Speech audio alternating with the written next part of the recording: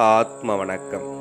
ஆத்மபிதா சுவாமி சிவானந்த பரமஹம்சர் அவர்கள் அருளிய சித்த வித்தியார்த்திகளின் நடவடிக்கை கிரமங்கள். நாள் 9. சட்டம் 7. சித்த வித்தையை பெற்று கொண்டவர்கள் சித்த வித்தையை பெறாதவர்களை திருமணம் செய்து கொள்ளக்கூடாது. காரணம் யாதெனில், சித்த வித்தையை பெற்றவர்களுடைய சக்தி உள்ளே அடங்கியும் சித்த வித்தையை பெறாதவர்களுடைய சக்தி வெளியில் வியாபித்தும் இருப்பதனால் ஆகும். இவை இரண்டும் தம்மில் வேறுபட்டவையாக இருக்கின்றன. அவ்விதமுள்ள இரண்டு சக்திகளும் ஒன்றாய் சேர்ந்தால் பலவித வியாதிகள் உண்டாக ஏதுவாகும். சட்டம் 7. பிரிவு ஆ.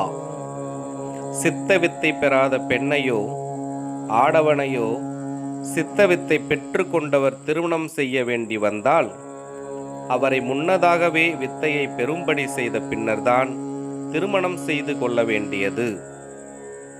சட்டம் 7. பிரிவு ஆ.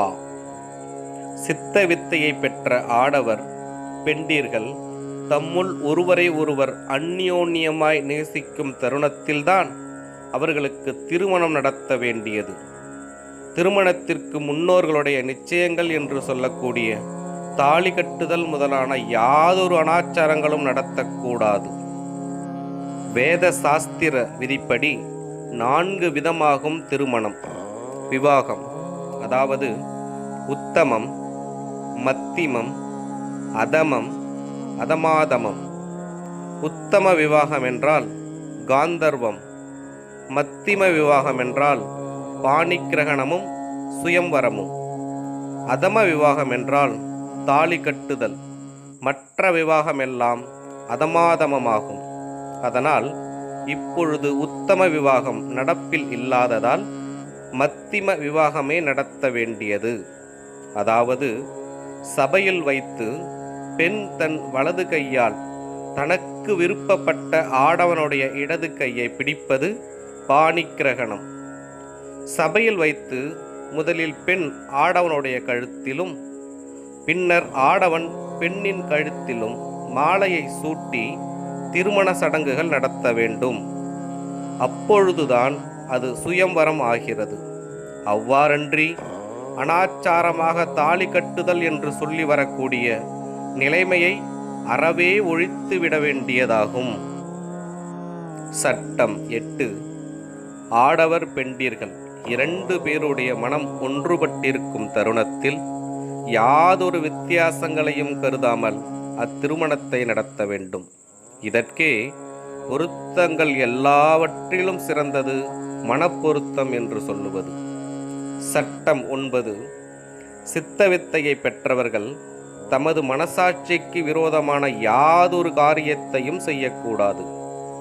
அவர்கள் ராகத்வேஷாதிகளை ஒழித்துவிட்டு சத்தியத்தை மட்டும் முன்னிறுத்தி லட்சியமாக கொண்டு நியாயமாகவும் மரியாதையாகவும் மிக்க சாந்தமாகவும் சந்தோஷமாகவும் நடக்க வேண்டியதாகும்.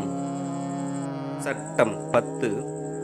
சித்தவித்தையை பெற்றவர்கள் செய்கின்ற யாதொரு வேலையும் யாதொரு ஜீவிகளுக்கும் யாதொரு விதத்திலும் இம்சை இல்லாதவாறு அவரவர்களுக்கு நேரிடுகின்ற ஆபத்துகளையோ இடையூறுகளையோ கஷ்ட நஷ்டங்களையோ பொருட்படுத்தாமல் பொதுமக்கள் நியாயம் என்று சம்மதிக்கத்தக்க விதத்தில் செய்ய வேண்டியதாகும். சட்டம் 11.